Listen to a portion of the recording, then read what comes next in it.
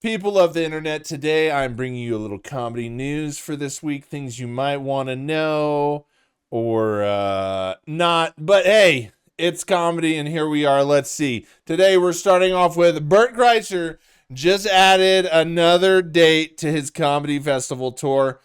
And I know I could seem really like I don't like anything and I'm cruel and I'm calloused. But please tell me, is this not one of the worst lineups you've ever seen? Okay, let me go. Fortune Femster, her whole set's going to be about being gay. Am I wrong? Whitney Cummings, her whole set's going to be about being insecure and why people don't like her. And then Bert Kreischer is going to be a mix of being gay, insecure, why don't people like me, and then making it all about yourself.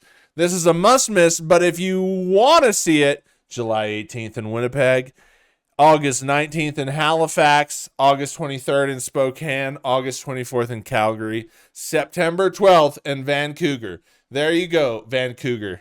It's probably true though, man. Who wants to fuck a Canadian? Oh, I'm just No, I'm just playing into the little we lost the hockey game, so I had to get a joke in there, all right. Anyways, and moving on, Brendon Schaub has bought a house in Texas. Can you believe it? No, you cannot. Well, let's hear it from him. Jim, when you went to Texas, was it Dallas? No, it's Central Texas. So Temple, Belton. Oh, wow. Area. That's like proper Texas. We lived in a basically like a trailer home for a while. Because my parents also, they came to Texas not speaking English. Are you excited to go back to the motherland? If it's 100% sure, let me know. Then, of course, that would be the only other place I would want to go to. Chin, it's 100%. Listen, okay, but when is it going to happen? We both bought houses. When is it going to happen, though? Bought houses? We'll talk All right, we'll we talk both after have that. houses. Yeah. Mother of heaven. Yeah. What do you think was happening, Chin? No. But then you didn't. We'll talk give you about a it afterwards. timetable. Yeah. Yeah. All right. Yeah. Give it. What do you think was happening, Chen? And there it is, folks. The Texas arc is complete. They have both bought houses in Texas, and boy, oh boy, did that comedy enforcement video not age well. But anyways, moving on. Joe Rogan is down in the Spotify charts, down on number 2 again, and even more dramatically, making me even more right, he went down 2 spots in all the podcast platforms. He is now down to 4th place, folks. People in the comments on my other videos, apologize. Say, LionMeows, you were absolutely right. I know. It's hard being right all the time, though. And here, I want to play this video for you because someone tried to get comedy owner's own stand-up show. He owns the club at where he was doing his show, and someone tried to get him canceled. I thought this was interesting because it's a theme. Like, we all, like, politics are making everybody crazy. And if we just lean a little back from politics and just try to hear each other out, we could have different opinions and live in the same place. You know, especially Joe Rogan fans. Isn't that what Joe Rogan used to preach? Now he preaches like right-wing stuff all the time, but isn't that what he used to preach? I'm of that philosophy. I don't like politics at all, nor do I believe in it. Watch, there's going to be people that blame this video on being liberal in the comments. Watch. But I thought this video was good. Just to show you how stupid we get when we just make everything politics. A right-wing nutcase just tried to get me fired from a venue that I own. Hi, I'm Steve Hofstetter, and I'm a stand-up comedian that lives in Pittsburgh. Last year, I bought an old church to convert into an event venue. It's called Sunken Bus Studios, and it's a pretty cool spot. I have a show at Sunken Bus next month.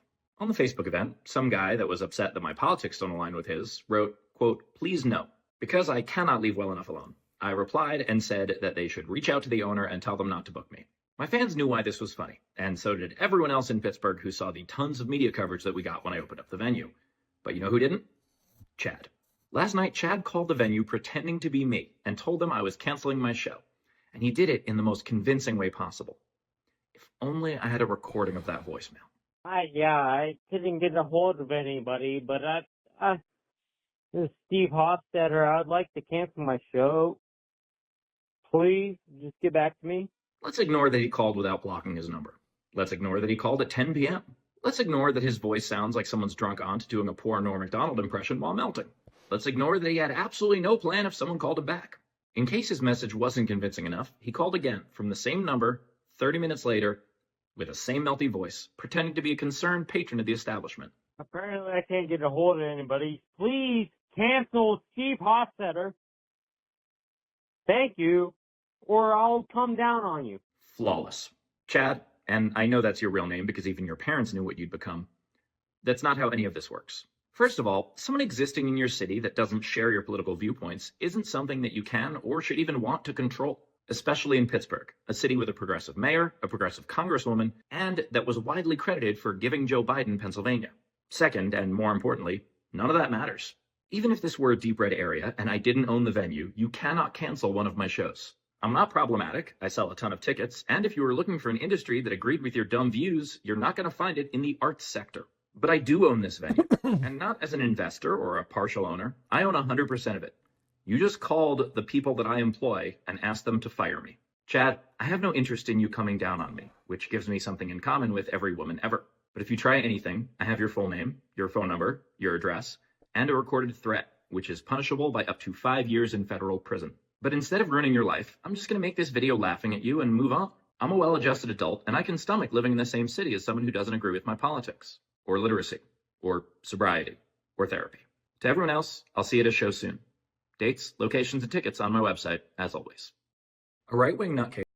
So like I said, it's not about the politics, about which side he's on, you know, right wing, nutcase, whatever. This is the games they play. I just want to show like how, you know, like, are you guys seeing the lengths of stupidity you're willing to go to just because someone doesn't agree with you politically? I just like don't understand it. I don't understand like do you get mad at people because they don't like the same TV shows you like? Where's the line? I mean, I see a lot of you just getting mad all the time about everything. Especially me. Just saying. Especially me. You could be less mad at me if you wanted. But I mean, I just want to show that like this is what you guys are doing when you make politics the driving force of your life. It's ridiculous. Now to switch to something more serious. I don't know if you guys know. I didn't know. Tom Segura has a book. I'd like to play alone, please. And someone pointed this out to me because there is now a theory about why Tom Segura is allegedly a serial killer, and that these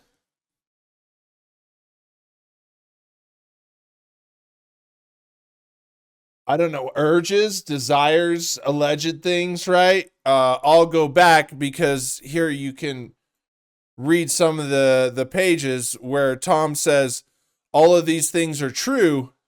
This is nonfiction. Yeah, this is nonfiction. I didn't make any of it up. I also didn't change anyone's name to protect them. I did the opposite. And he goes on here where he talks, he admits he wants to be a doctor of surgery. Okay, right here, it's right here in these pages. You could read it. And his dad took him to follow some surgeons around. And one of the first things they did was go watch an old woman get a vaginal cyst removed. His dad was always talked about hurting people in war and like all of this violence.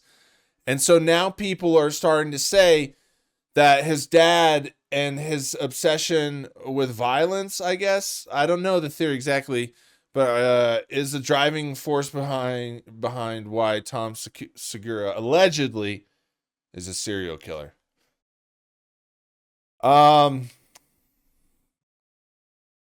I mean, you could read these pages for free on Google Books. It's pretty disturbing. I mean, what are we doing here, folks? I don't know.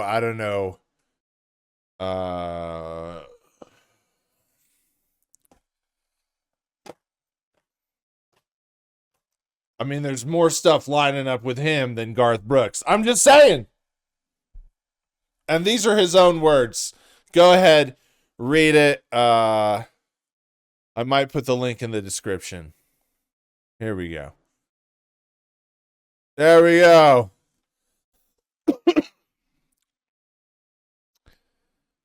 Hey, I know everyone, Elon Musk, right? Okay, it says Elon Musk wants to legalize comedy. All right. It says legalize comedy, said tech billionaire Elon Musk, who is heading the U.S. government's department, or Doge. Come on. This comes amidst Sama Rana Ranir. Yeah, okay. Throwing India over a controversial joke on YouTube, says India's got latent. In India, podcaster Ranavir Alabadia, Jesus Christ. Those are some hard names, man. Is under fire for a joke about watching parents have sex. There's been public outrage against obscenity of social media influencers snowballing into a legal battle for the comedians. At the Conservative Political Action Conference in National Harbor, Maryland, Elon Musk said his department is trying to get good things done, but also have a good time while doing it. We want to have a sense of humor. The left wanted to make comedy illegal. You couldn't make fun of anything, so comedy sucked. Legalize comedy, he said. I don't know. You know, here we go, right? I brought this up because I just wanted to show you that, like, those in power learn to weaponize everything, and now even comedy. Look, we're arguing about Joe Rogan. I'm literally like made a whole page discovering comedy because of how all of these people sell out. Even though I don't know, man. Everything is just being weaponized now. It's just crazy. People think they're so smart, but we're also dumb, you know? The same thing repeats itself generation after generation after generation. You know why? Because you learn it growing up. When you're young, you just can't learn the lessons your parents already learned to avoid damage. You have to learn the lessons for yourself. And every generation has to learn the lessons for yourself. So here we are, weaponizing everything and politicizing it so we could divide people and make it easier for those in power to accomplish what they want. Great, got it. Let's go to the next article here. Josh Johnson has become the funniest guy on the internet. That is not a joke. It says the Daily Show correspondent and TikTok phenom once said the web was a bad idea. Now it's the reason he's famous. It's true, man. If you haven't seen a Josh Johnson special, he is really good. This is an audio listen. You can find it here, listen to it. But he talks about getting on YouTube, doing comedy, a lot of stuff. And he's making waves, man. You know, a lot of the comedians that everyone says are really funny are not doing the views. Okay, let's put this into perspective. Even if you don't like this guy puts out like 30 minutes to hour-long specials on current topics. Like, he's putting one out every week, every other. I don't even know. It's a lot. He's put, like, when the Luigi Mangione thing happened, he had a full hour. That was one of the best things of 2024. Like a couple days, like a week later or something. I mean, every week I see his videos pop up, and he's doing like new material on current events. It's insane. Like, he's writing and developing so much material. So you have to respect him for that. I mean, Joe Rogan took 6 years for that piece of horseshit he put out. This guy is doing new like hour-long, 30 minutes to hour-long specials every couple of weeks or something. It's insane. And he's really good. He is more of a storyteller, lot of story, joke, you know, that goes like the Dave Chappelle format, stuff like that. He's that style of comedy. That's my favorite, because I think if someone is a storyteller, and can make you laugh. Like, being a storyteller has to be the coolest thing in the world. Being a good storyteller has to be one of the coolest things in the world. Because when you are listening to a good storyteller, it is one of the best things in the world. It's captivating when someone can speak. It's amazing, right? So that's the style of Josh Johnson. I think he's good. I check in on his stuff here and there. But that's it, folks. There's some comedy news. I just wanted to give you some insights on what's going on. So take care and make the choice, people. I'll leave you with this. Make the choice to choose better comedy. You don't have to listen. You know, you can make up all excuses why I'm a bad person and I'm wrong. But deep down inside, you know I'm right. And you don't have to choose bad comedy. You don't have to choose it. Choose better because you deserve better. Know you like to bang, you don't stay.